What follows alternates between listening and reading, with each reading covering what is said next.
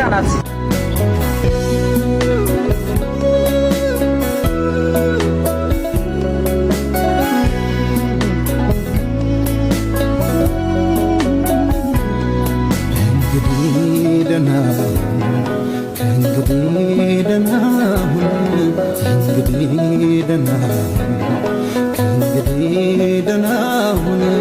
የማይቻል የለም ሰው ይችላል እምባይን ማጥፋት ጠዋት ታይቶ ማታ ሲሆን ያማ።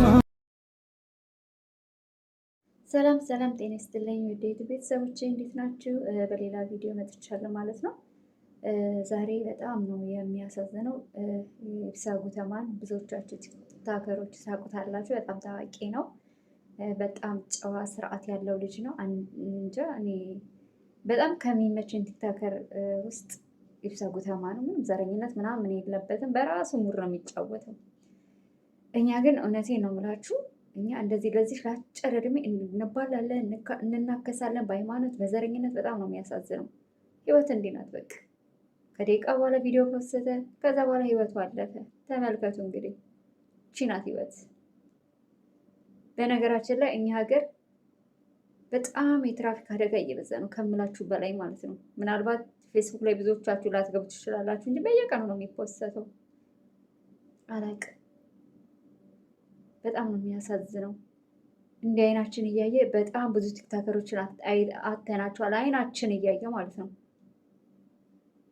እንደ ዛሬ ቪዲዮ ሰርተው ፖስተው እንደ ንጋታው ነፍሲ መፍሲ ፖስት እናያለን። እነሱን እንኳን አይተን እኮ መደንገጥ አለብን። በተለይ ዘረኞች፣ በተለይ በሃይማኖት የሚሳደቡ እውነት በጣም ነው የሚያሳዝነው ልጁ። እንዲ ኧረ በጣም ነው የሚያሳዝነው፣ ያስደነግጣል። እኔ አሁን ትላንትና በጣም ነው የደነገጥኩት። እውነት አላመንኩም። ለደጋግሜ ነው ቪዲዮን ያየሁት። እኔ አላቅም እውነት ይሄ መጨረሻው ዘመን ነው። የትራፊክ አደጋ በጣም በዝቷል እኛ ሀገር። እንዲህ በጣም ብዙ ቲክቶከሮች እኮ ናቸው እያየናቸው ያጣናቸው፣ እንዲህ በአይናችን እያየ እኔ እነሱን ሳይ በጣም ነው የምፈራው። ሞትን እውነቴን ነው የምላችሁ። ታማሞት መሞት እኮ ሰው እየናፈቀ ነው፣ ግን የለም።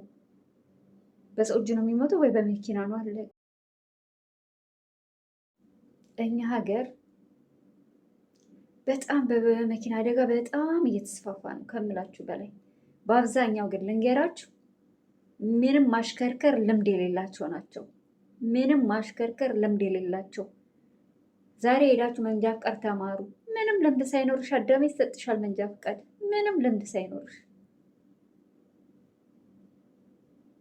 በቃ ትሰለጥኛለሽ።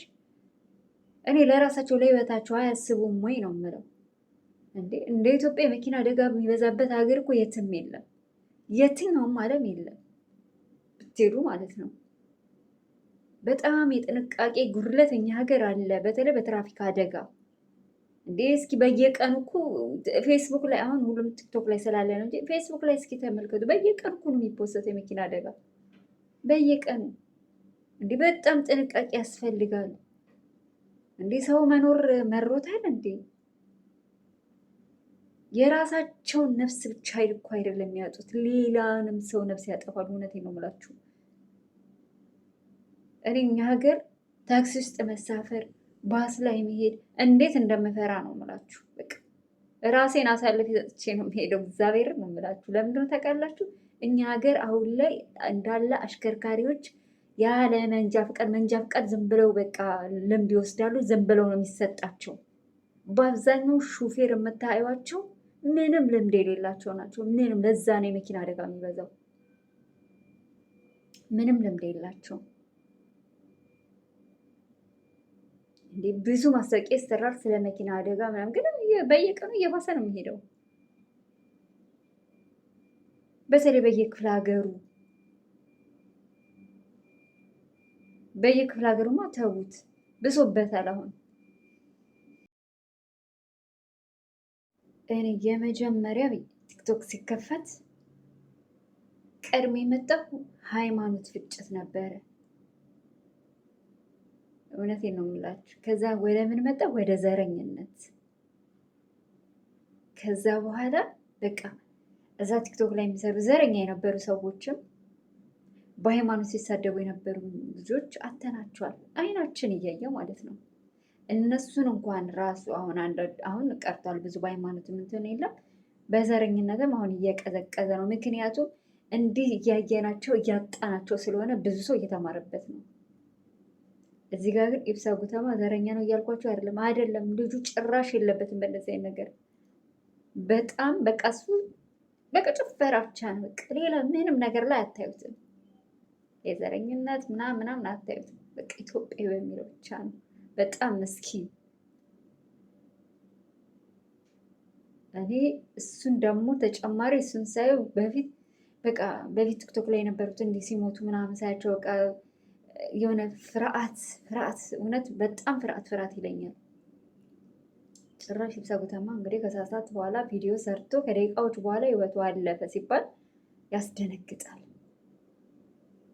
እረ በእናታችሁ ለዚህች እኛ እኮ በቃ እንዲህ ቁጭ ብላችሁ ራሱ ትፈራላችሁ። በቃ ሞት በጣም ቀላል ነው። ላይ በጣም ነው የምላችሁ። እንዴ ሰው በአሁን ሰዓት ላይ ታሞ መሞትን ይናፍቀዋል። በፊት ሰው ታሞ ያማርራል አይደል? ሞትን አያስበውም። አሁን ግን ሰው በቃ የሚፈራው ዝም ብሎ መሞትን ነው።